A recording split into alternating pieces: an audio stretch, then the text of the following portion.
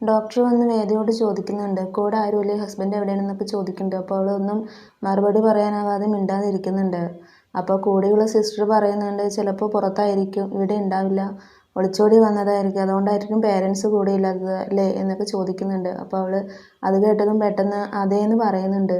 അപ്പോൾ ഡോക്ടർ പറയുന്നുണ്ട്, സാരമില്ല, കുഞ്ഞുണ്ടായി കഴിഞ്ഞാൽ അവരെല്ലാവരും ഒന്നാകും എന്നൊക്കെ പറഞ്ഞ് വേദയെ സമാധാനിപ്പിക്കുന്നുണ്ട്. ശ്രീകാന്തും ദർശനും കൂടി സംസാരിക്കുന്നുണ്ട്. വേദയുടെ അടുത്തേക്ക് പോകുന്നില്ലേ, പോയിട്ട് അവളെ ഇങ്ങോട്ട് കൂട്ടിയിട്ട് വരണം, അവളിപ്പം അറിഞ്ഞിരിക്കുന്നത് കുഞ്ഞ് ജനിച്ച ശേഷം സ്വത്ത് ഭാഗം വയ്ക്കുന്ന ടൈമിൽ വരാമെന്ന് പറഞ്ഞിട്ടായിരിക്കും.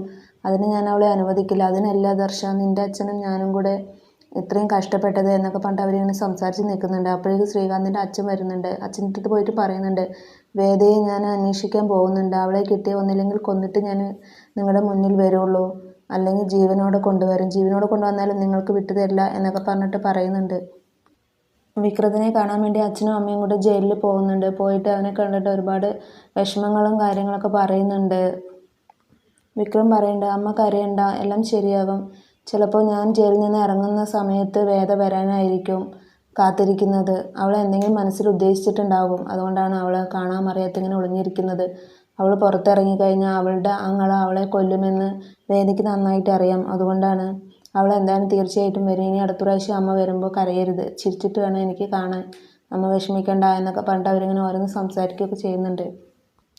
അപ്പോഴേക്കും വേദയുടെ അടുത്തേക്ക് തരുണിൻ്റെ അമ്മ വരുന്നുണ്ട്. വന്നിട്ട് രാധികയ്ക്ക് തീരെ വയ്യ, അവൾ അങ്ങനെ ബ്ലഡ് കണ്ട തലകറങ്ങി വീഴും, അതുകൊണ്ട് അവൾക്ക് ഭയങ്കര പേടിയാണ്, അതുകൊണ്ടാണ് ഇവിടെ കൊണ്ടുവന്ന് കിടത്തിയിരിക്കുന്നത്. പെട്ടെന്ന് ഉറക്കത്തിൽ എണീറ്റ് നിലവിളിക്കുകയൊക്കെ ചെയ്യുന്ന കുട്ടിയാണ്, എപ്പോഴും അടുത്തൊരാൾ വേണം എന്നൊക്കെ പറഞ്ഞിട്ട് വേദയ്ക്ക് ഫ്രൂട്ട്സൊക്കെ കൊണ്ട് കൊടുക്കുന്നുണ്ട്. മോളിത് കഴിക്കുക, ഈ സമയത്ത് ഇങ്ങനെയുള്ള ഫ്രൂട്ട്സൊക്കെയാണ് കഴിക്കുന്നത്, കുഞ്ഞിന് നല്ല ആരോഗ്യം വരണ്ടേ, നിന്നെ കാണുമ്പോൾ എനിക്ക് എൻ്റെ പഴയ കാലമാണ് ഓർമ്മ വരുന്നത്, എൻ്റെ ഹസ്ബൻഡും ഒരു പോലീസ് ഓഫീസറായിരുന്നു, ഞാൻ പ്രസവിച്ച് കിടക്കുമ്പോൾ അപ്പുറത്തെ റൂമിൽ അദ്ദേഹം മരിച്ചു കിടക്കുകയായിരുന്നു, പക്ഷേ ഞാനത് അറിഞ്ഞില്ല, എല്ലാം കഴിഞ്ഞ ശേഷമാണ് എൻ്റെ അടുത്ത് എല്ലാവരും പറഞ്ഞത്, അത് ഭയങ്കര ഒരു അവസ്ഥയാണ്, ആ അവസ്ഥയിലാണ് ഇപ്പോൾ മോളും കടന്നു പോകുന്നത്, ആരുമില്ലാതെ ഒറ്റയ്ക്ക്, ഇനിയും പല ബുദ്ധിമുട്ടുകളും ഉണ്ടാകും, പക്ഷെ മോളത് പിടിച്ചു നിൽക്കണം, എല്ലാം തരണം ചെയ്തിട്ട് വേണം മുന്നോട്ട് പോകാൻ എന്നൊക്കെ പറഞ്ഞിട്ട് തരുണിൻ്റെ അമ്മ വേദയുടെ അടുത്ത് പറയുന്നുണ്ട്.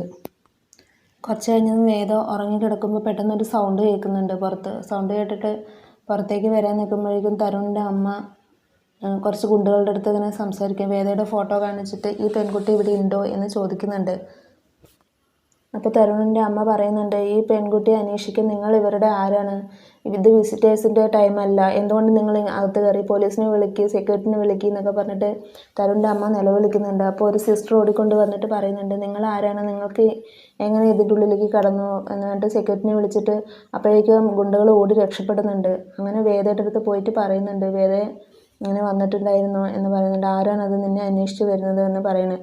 അപ്പോൾ തരുണിൻ്റെ അമ്മയെ കെട്ടിപ്പിടിച്ചിട്ട് വേദ കരയൊക്കെ ചെയ്യുന്നുണ്ട്. അങ്ങനെ റൂമിൽ പോയിട്ട് ആ സിസ്റ്ററിൻ്റെ അടുത്തും തരുണിൻ്റെ അമ്മയുടെ അടുത്തും കാര്യങ്ങളൊക്കെ പറഞ്ഞു കൊടുക്കുന്നുണ്ട്.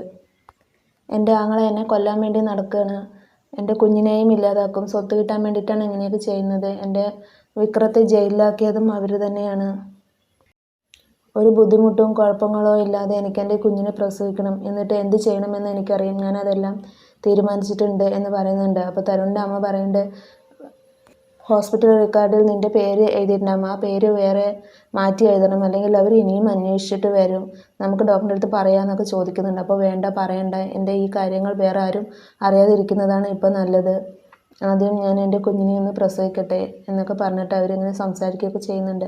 അപ്പോൾ ഇന്നത്തെ എപ്പിസോഡ് ഇത്രയേ ഉള്ളൂ. Thank you for watching my video.